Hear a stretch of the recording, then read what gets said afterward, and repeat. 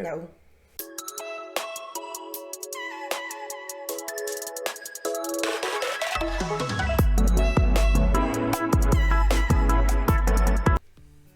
Hello there. So today we're here because I wanted to make a hair themed video. I haven't done a hair related video in a minute, and it's not because I stopped doing the curly girl method or wavy girl method. It's just because it's a lot of work to do. But I figured that maybe I don't have to film my whole routine all the time. I can maybe just give you some advice when it comes to taking care of your wavy hair. This is my hair.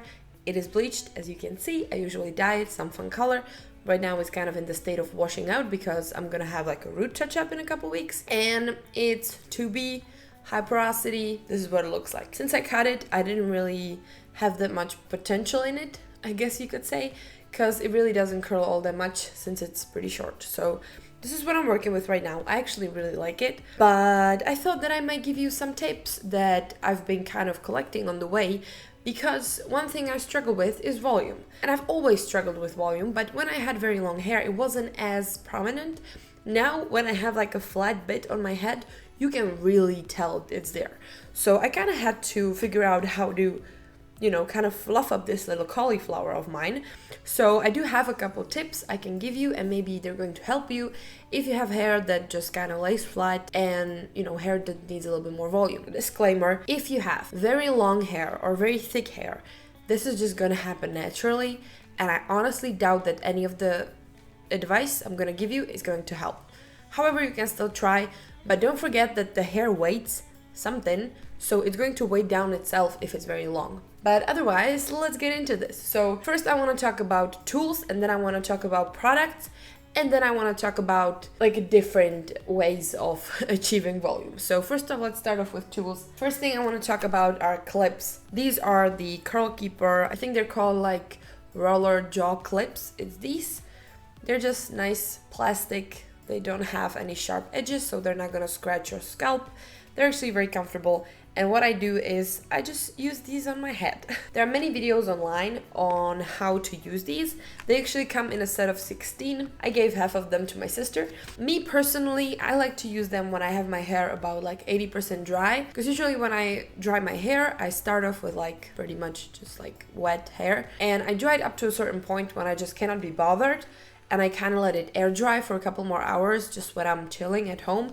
And that's when I put these on. So at a point where I'm not blow drying my head, because I usually use at least like a medium heat. So I don't want to have these on my hair when I'm using medium heat. So I will just put these on and let it kind of air dry. And the way I apply these, I guess I can kind of show you. I did wash my hair today, so this is how it looks when I use them. You can see that it is kind of fluffy and bouncy. But the fun thing I have to do every time is clip the back, because my hair gets very flat back here. And then I would just go like along the parting of my hair, which is somewhat in the middle. And I would just clip these like, I cannot see anything, I'm doing this in the viewfinder. Like along the side. And then if I have something weird in my bangs going on, I would just put one like here or like this, depending what I want to correct. Or I would put them like somewhere around here, because this is where I usually want my head to be a little bit more rounded. And this is how I would just kind of go about my day, and it would kind of dry in this shape. Or I can just kind of go and reposition the clips as I dry. To be fully honest, these clips are so important and so helpful to me that I use them literally every time I dry my hair. I cannot wash my hair without them at this point, and I would really recommend them. Give them a shot. Speaking of other tools, mine is a little bit broken, but Afro Pick is a great tool, not only if you truly have afro hair, but really just to kind of like reposition some of the strands and kind of fluff it up. I use it all the time. I keep it in my bag. It's just so useful. I got this one off Amazon and broke. One of those broke, but it's perfect. I think it's really useful. And sometimes I even use it when I dry my hair, especially when I dry the bangs and I want it to be a little bit more lifted. I'll just kind of pick it up and dry and then put it down. So that's another thing I would recommend. And speaking of drying, there's also a technique to drying. Of course, if you are air drying, chances are your hair is not going to be as voluminous because all the water is kind of dragging it down. I cannot have my head wet for more than a couple minutes. I start sneezing. I'm just too sensitive to like changes of temperature on my skin. So I have to dry my hair, and also it's quicker and I have quite a lot of hair, so it's really uncomfortable for me to let it air dry. Everyone knows at this point that you should use a diffuser, of course. However, it also depends which diffuser you use. I don't really feel like pulling them out right now, so I will just kind of show you, I guess. I have the Xtava Black Orchid, and I also have the Parlux, I don't know what's it called, just the diffuser they use for the Parlux hair dryers. They're both very good, but very different. The Xtava one has like these longer spikes, which have holes in them, so the air goes all the way to your scalp. That is great for the volume. So if I want really voluminous hair, I would use that one. However, I find that it doesn't hold my definition as well. On the other hand, the Parlux diffuser is a little bit different because it has like a great distribution of the airflow, so it really dries your hair super evenly. However, there's not as much volume because it doesn't have any of those like long spikes coming out of it. You kind of have more definition, usually less frizz, and also less volume, but that's just something that comes with, you know, the diffuser you use. Either you can kind of, you know, like tailor your routine to what your current goal is, if you want more definition or more volume, or you can just kind of switch them around. I would start with a Black Orchid to kind of dry my scalp and to like lift the roots, and then I would use the other one to finish off the rest of my hair, which I don't want to be as frizzy or as voluminous because the ends don't really need it. Depends all on you, but beware that that is also one of the factors that can influence your hair volume. Okay, so we kind of covered like tools and drying technique, which are important things, of course, but there are also other things that can influence your hair volume. And one of those things is the choice of product. Of course, if you practice the curly girl method or any variation of it, you probably spend a lot of time picking your products to suit your current hair needs, which is absolutely fine. And if you do that, I mean, more power to you, because you'll probably know what to use next based on this recommendation. First thing I want to talk about are like salt sprays and volume sprays. Salt sprays in particular are not my favorite. I never use them because they make my hair like weirdly dry and sticky, and I don't like that. But this is kind of a similar thing. And this particular product, I mean, I didn't find another one that would be the same. But this is the Shea Moisture Coconut and Cactus Water Pump Me Up Volumizing Spray with Blue Agave. This is literally a volumizing spray. That's the only thing it's supposed to do. It looks like this. It looks like I haven't used it almost at all, but it's so not true. You just really need a couple sprays because this has such a hold. It's crazy. So you have to shake it, and then you just spray it on your roots from like a 15 centimeter distance, and it's going to give them that like gritty feel, so it's easier to fluff them up and let them hold up, especially if you then use some kind of clips to support it even more. It really helps. I think this is the only product I've ever used that's supposed to give you volume that actually worked on my hair, so I would definitely recommend this. I think this is a great product. Even though I don't really enjoy Shea Moisture products in general, this one really helped my hair. But besides that, if you don't really want to go out and buy some volumizing product, it's fine. You can also use stuff that you kind of probably already own. And there are two options when it comes to product selection. The first option is using hair foams. Many people swear by this. Me personally, I don't think it's that effective compared to the spray, but sure, it's like an alternative to doing the same thing. So if you take like some kind of volumizing mousse, like for example the Curlsmith Bouncy Strength Volume Foam from the purple line, or the Giovanni Mousse Air Turbocharged Hair Styling Foam. This one has a little bit of a lighter hold. I think they both have protein.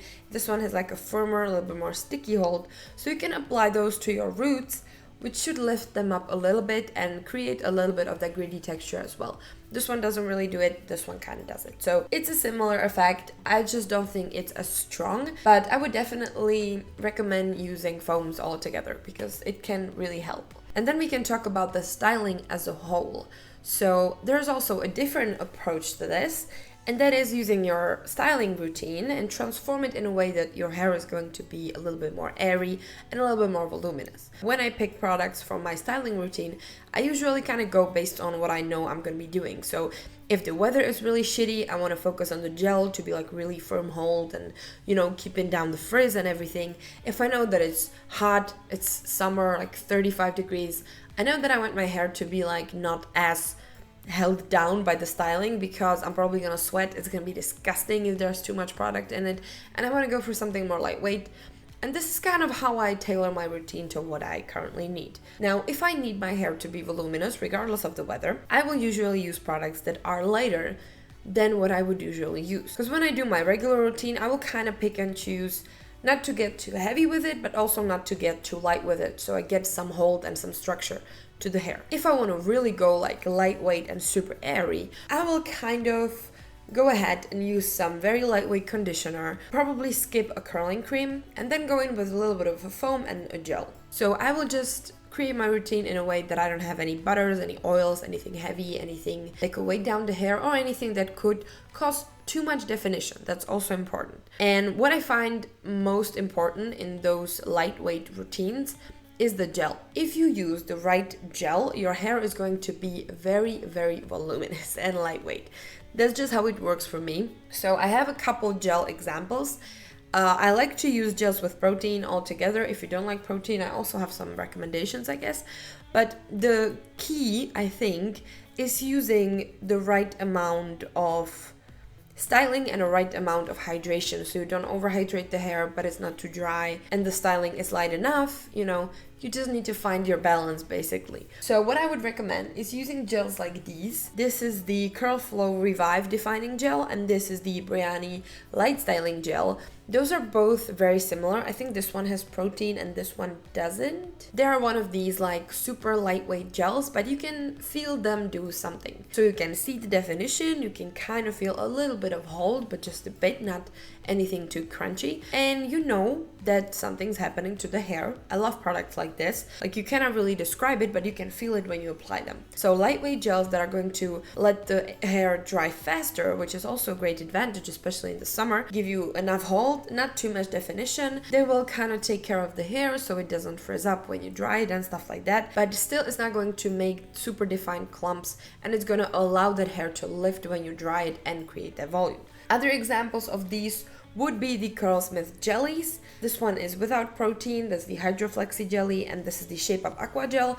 Both very similar in texture, they're very lightweight, but they do the similar thing, and I love to use this one specifically, the one with the protein, a lot when I want like a super voluminous airy hair, because the protein gives me like enough definition so it still looks like wavy hair, but it's not like overly defined, overly clumpy, and it allows the hair to, be fluffy. And the last recommendation, which is, I think it's a bad advice, and I'm not even sure if I should say this out loud, but it works so well for my hair. So listen, when I know I need volume and I know I need the hair to last for a couple days, let's say, and I need it to be kind of presentable, voluminous, it has to be manageable. This can be solved by slightly overdosing your hair with protein. So if you know your hair very well, and at this point I do know my hair very well, you can use just a little bit more of protein than you would like. And then it's going to create like that grittiness, that kind of grip, just like by itself, just like from the fact that you have the products.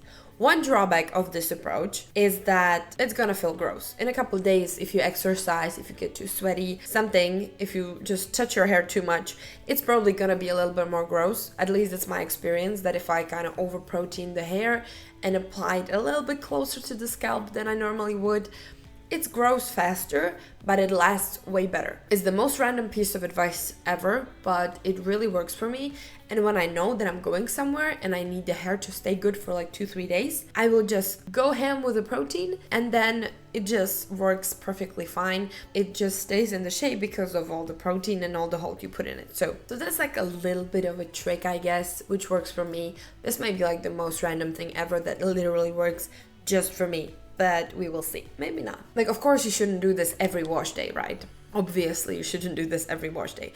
But every once in a while, if I have like a prom or like a wedding to attend or something, I like to kind of, give the hair a lot of hold, a lot of protein, make it a bit gritty, and make it more manageable. Because I'm not gonna pay a hairdresser to do any magic on my hair. What are you talking about? Those were some of my little tips on how to give more volume to your wavy hair. If this helped, I'm glad. If it didn't, well then go ahead and look for some better advice. I'm pretty sure there's plenty of better advice on YouTube on this. So thank you very much for watching. Consider subscribing, and if you want to see more videos where I talk about hair and stuff, you can check out the playlist. See ya!